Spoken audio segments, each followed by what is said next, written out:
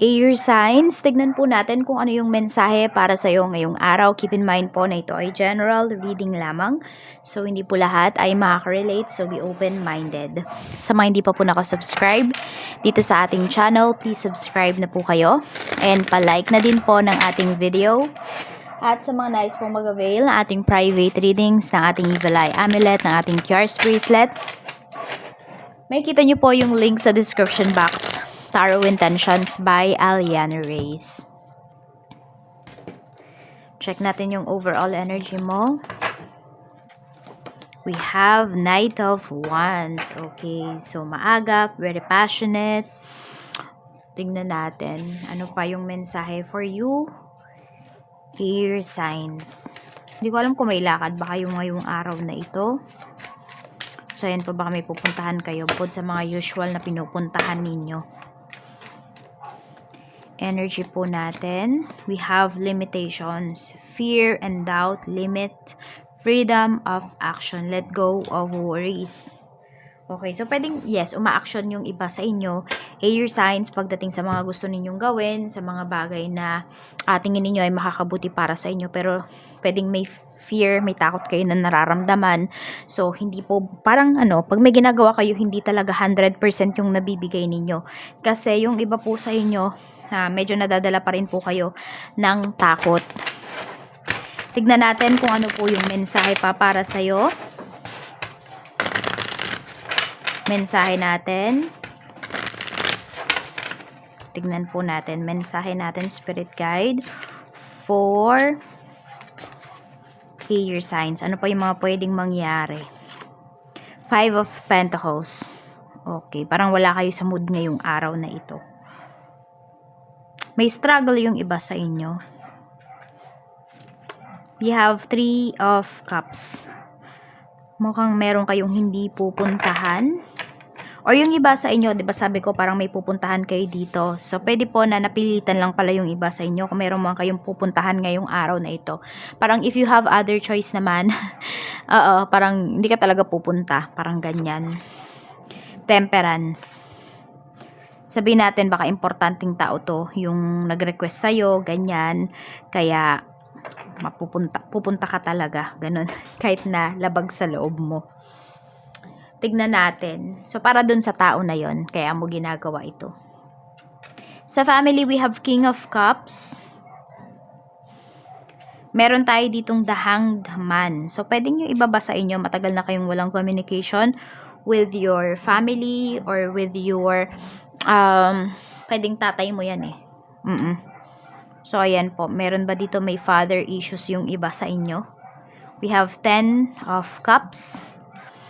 Yung iba naman po sa inyo, ayan o. Siguro nga yung iba, hindi kayo close sa father ninyo kasi pwedeng nasa malayo siya. Yung habang lumalaki ba yung iba sa inyo? Pwede rin naman asawa nyo yan.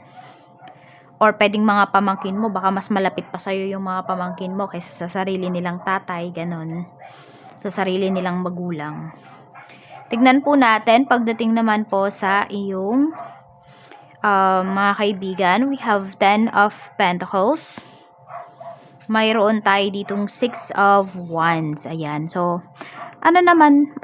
positive naman yung energy na pinapakita dito pagdating sa mga kaibigan mo. So, pwede po na may mga kaibigan ka na successful na talaga sila sa life, pero hindi ka pa rin po nila nakakalimutan. Friend pa rin yung turing nila sa'yo at ganun ka rin naman sa kanila. Ayun, tsaka masaya kayo sa mga achievements ng isa't isa. Ito yung healthy friendship po ito. Kasi alam niyo yung limitations ninyo sa bawat isa. Tignan natin ano pa yung mensahe pagdating naman po sa kaperahan. Sa kaperahan, we have the World. Ayan. Meron tayo dito Ace of Wands. So, yung iba ba sa inyo OFW? Yan po kasi yung pinapakita dito. So, baka kayo yung hindi close sa mga anak po ninyo kasi matagal kayong nawala, ganun. Yan o, ito yung energy na pinapakita. So, Ace of Wands, pagdating daw dito, yung iba po talaga sa inyo, air signs, hindi kayo dito sa Pinas magkakaroon ng pera, hindi kayo dito sa Pinas swertehin, sa madaling salita. Pwede po na talagang sa ibang bansa yan, pang ibang bansa talaga kayo. Kaya yan, yung iba din sa inyo, kung may nagpaplano naman dito mga ibang bansa, tignan natin. Okay. Yung iba sa inyo parang ano, ang target nyo ba bago matapos yung taon? So, tignan natin. Or basta ditong 2024, yung iba po ba sa inyo na nagbabalak mga ibang bansa or nag-ayos na kayo ng papers? Tignan natin kung makakaalis ba kayo. Ten of Swords, yung iba po sa inyo, ayan. May papers naman na pinapakita dito. Yes po, yung iba sa inyo. Magkakaroon kayo dito. Job order yung nakikita ko. Yes po, yung iba makakapagtrabaho po kayo sa ibang bansa bago matapos yung taon na to. Some of you, October yung pinapakita. Or some of you naman, 3 months from now. Ano ba ngayon? July, August, September. Tama, October nga. Some of you, October nga talaga. Tingnan natin, pagdating naman po sa... So, ito yung kaperahan. Ayan. Sa mga nag-apply ng trabaho, tignan natin kung may marireceive ka bang good news. Yes na yes naman po. Mayroon. Ayan. Expect the unexpected. Tignan natin sa current job. Page of Pentacles. So, focus muna po kayo dito sa trabaho. The Lovers. Focus po kayo dito sa work. Kasi ano to, divinely guided tong trabaho po ninyo. Kaya wag nyong baliwalain yan. I-appreciate nyo po yung trabaho ninyo. Be grateful na meron kayong trabaho ngayon. Tignan natin. Wala naman ako nakikitang negative pagdating dito sa work. So, tignan po natin ano pa yung mensahe. Pagdating naman po sa iyong sa mga ano yan sa work ba yan? So, tignan natin yung mga nag-apply. Ay, tama ba? Nag-apply? Okay. Oo. Sa visa ba? Ganyan. Tignan natin yung mga nag-apply ng visa, ng permanent residency, ano pa, citizenship, working visa. Tignan po natin kung ma-approve ba yan. 10 of Wands. May struggle pa kayo dito. Ayan. Hindi ko alam kung medyo mahirapan po yung iba sa inyo. Yan yung talagang pinapakita sa inyo. Meron ba kayong other options dito? So, kung mayroon, parang mas piliin nyo yung isang option, mukhang mas madadalian po kayo doon. Compare sa choice nyo ngayon or sa pino-person nyo ngayon. Tignan po natin, pagdating naman po sa iyong tignan naman natin pagdating sa okay, sa business. Kung mag-start ka pong mag-business, yung business ba na yan yung magpapayaman sa'yo? Yes na yes. Air signs. I-push through mo na yan. Kasi yan po ang magpapayaman sa'yo. Sa current business naman, kamusta yung sales? We have 6 of Swords. Ano lang, okay naman po yung sales ninyo. Focus kayo dito sa sa inyong business. Yung iba sa inyo parang medyo hindi ko alam kung naging busy ba kayo or na-stress kayo nitong mga nakakaraan. Hindi kayo masyadong nakapag-focus pagdating sa inyong business. Yun. Para makakabawi naman daw po kayo. Maganda naman din yung sales, kaya lang hindi siya bonggam-bongga. Tignan natin, pagdating naman po sa love life. Sa mga single, tignan natin.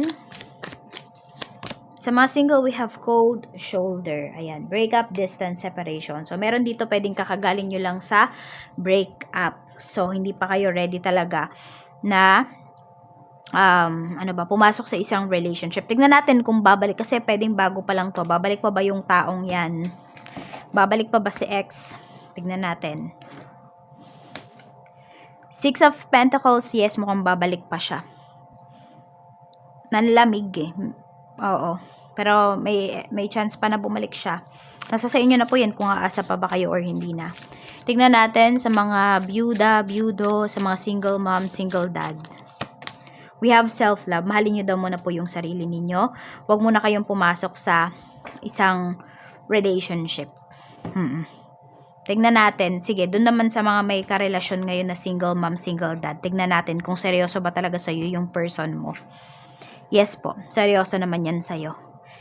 Pwedeng parehas kayo, yung iba dito. Pwedeng parehas kayong single mom, single dad. Kasi we have the chariot eh. So, parang ang lumalabas kasi, meron dito parang third party kayo. Ganun. Or, kasi pwede rin, di ba? Kasi meron dito naging single mom, naging single dad because of pwedeng nag-separate lang kayo pero hindi legally separated. So, baka may kasal dito, ganyan. So, may energy kasi ng third party na lumalabas dito. Yung iba, aware kayo, kunwari yung partner nyo, akala nyo single talaga siya, yun pala, meron pala siyang asawa. Yun, pero hiwalay sila, yes. Pero ayun, ang lumalabas nga kasi dito is third party, merong may third party. Tignan naman natin pagdating naman sa mga mag-asawa. Kaya nga sinasabihan kayo dito ni Universe, mas mahalin nyo daw yung sarili nyo. Sa mga mag-asawa, sa mga magkarelasyon, we have distractions. We have desire. Parang baliktad lang. Tignan nyo yung energy ni earth signs, same nito. Sa mga married, ayan, baka yung mga asawa nyo, mga karelasyon nyo ay earth signs. So, ayan o, malapit po sa temptasyon. Pero tignan natin kung ready naman bang magbago. Kaya yun, yung iba sa inyo parang laging wala kayong peace of mind pagdating dito sa relationship. Pero sinasabihan kayo dito ni Universal, let go nyo daw yung worries ninyo. Baka naman kasi yung iba sa inyo, yes, may mga lumalapit sa person mo, pero baka naman iniiwasan niya. Pero tignan natin kung ready bang, ayan, iniiwasan nga ba talaga ng person mo, ng asawa mo. Four of Swords, yes, tignan mo, tahimik naman siya dito. Tsaka alam mo, ayaw din niyang magulo yung relationship ninyo. Tignan natin, doon naman sa mga hindi makaiwas, gusto ba niyang magbago? Or magbabago pa ba yung person mo? Nine of Cups, actually, medyo mahihirapan. Bakit? Nag-enjoy po yung person mo diyan sa mga atensyon na binibigay sa kanya. Kaya, parang hindi niya gustong magbago. Pero yung mga umiiwas talaga, yung alam ninyo na umiiwas, talaga pong umiiwas yan kasi ayaw niyang masira yung inyong relasyon, yung inyong marriage. So, yan lang po. Maraming salamat. Ingat po kayo always and more blessings to come.